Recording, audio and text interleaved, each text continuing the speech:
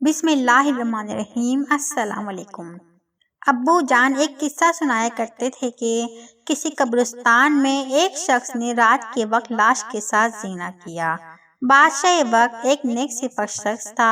اس کے خواب میں ایک سفید پوش آدمی آیا اور اسے کہا کہ فلاں مقام پہ فلاں شخص اس گناہ کا مرتکب ہوا ہے، اور اسے حکم دیا کہ اس زانی کو فوراً بادشاہی دربار میں لا کر اسے مشیر خاص کے عہدے پر مقرر کیا جائے۔ بادشاہ نے وجہ جاننی چاہی تو فوراً خواب ٹوٹ گیا۔ وہ سوچ میں پڑ گیا۔ بہرحال سپاہی روانہ ہوئے اور جائے وقوعہ پر پہنچے۔ وہ شخص وہیں موجود تھا۔ سپاہیوں کو دیکھ کر وہ بھوکلا گیا اور اسے یقین ہو گیا کہ اس کی موت کا وقت آ پہنچا ہے۔ اسے بادشاہ کے سامنے حاضر کیا گیا۔ بادشاہ نے اسے اس کا گناہ سنایا اور کہا، آج سے تم میرے مشیر خاص ہو۔ دوسری رات بادشاہ کو پھر خواب آیا تو بادشاہ نے فوراً اس سفید پوش سے اس کی وجہ پوچھی۔ ایک زانی کے ساتھ ایسا کیوں کرنے کا کہا آپ نے؟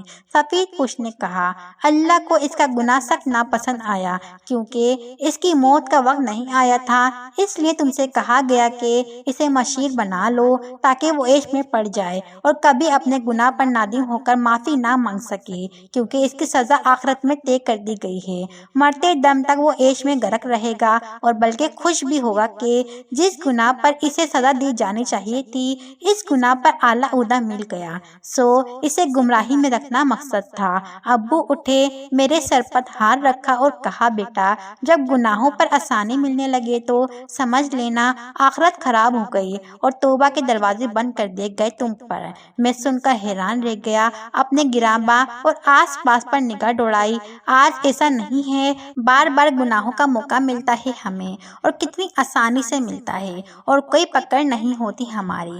ہم خوش ہیں، عیش میں ہیں۔ سچ کا راستہ دشوار ہے، اس میں بے شمار تکلیفیں ہوں گی، آزمائشیں، مصیبتیں سب ہوں گی، مگر گناہ کا راستہ ہمیشہ ہموار ہوگا۔ اللہ ہم سب کو ہدایت دے، آمین۔ السلام علیکم۔